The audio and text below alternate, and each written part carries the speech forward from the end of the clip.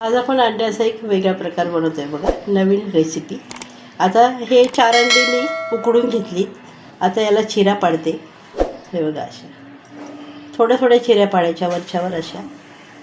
Bowl घेतला मी, त्याच्यात 2 चमचे बेसन पीठ घालते, चवीपुरतं मीठ घालते, पाव चमचे मी लाल तिखट घातले, यात थोडं पाणी घालून याचा एक घोळ बनवून घेते। असं मी घोळ बनवून घेतला बघा बेसनाचा। आता हे अंडं यात हे टाकते आणि याला सर्व असं लावून घेते।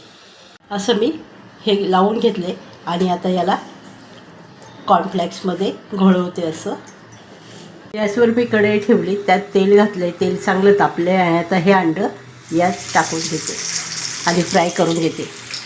असं मी फ्राय करून घेतले, आता काढून घेते। असं मी अंड्याचा नाश्ता बनवून घेतला बघा। याला स्टार्टर म्हणा किंवा आणखी काही म्हणा। रेसिपी आवडली असेल तर लाईक करा, शेअर करा, सबस्क्राईब करा। धन्यवाद।